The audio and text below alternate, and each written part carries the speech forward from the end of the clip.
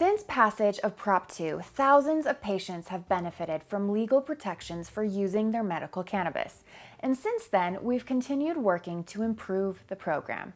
There were 2 bills this year, each of them passing unanimously, and both of them were full of improvements to the program that we've been hard at work building consensus on to serve patients and help the new industry. Here's a quick summary of the 3 most important changes. First, let's talk about the cannabis flower.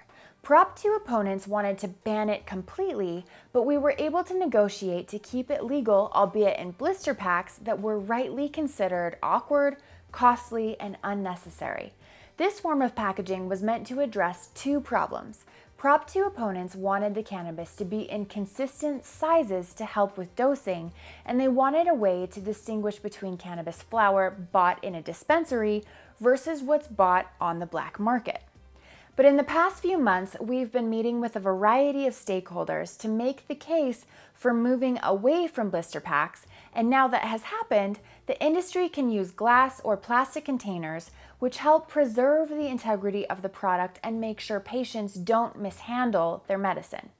It's a positive step forward for patients and one that makes a lot more sense. Another important change to the law deals with metabolites.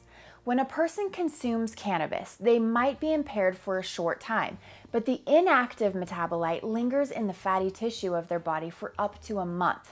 This metabolite can show up on a drug test, leading a police officer, judge, or even your employer to believe that you're under the influence of cannabis.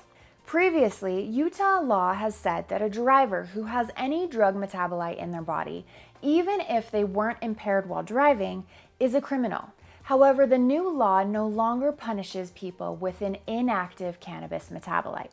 This means that people using cannabis legally, whether in Utah or another state, will no longer be punished if all their body has is the inactive metabolite, which can't impair you. The third change I want to share with you is a significant one: expungement for medical cannabis users.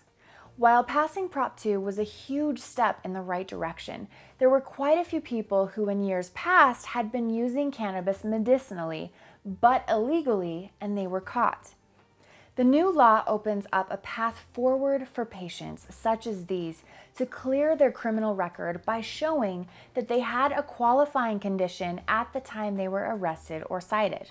This is a huge win for patients and for fairness under the law. Check out the link in the video description to see a number of other important changes, including limiting law enforcement's access to the system, extending the renewal dates for patients, lifting the patient limits for doctors, letting patients use their recommendation letters to buy medical cannabis, and much more. Make sure to share this video with others to help them learn about these important changes to Utah's medical cannabis law. For Libertas Institute, I'm Michelle Aden.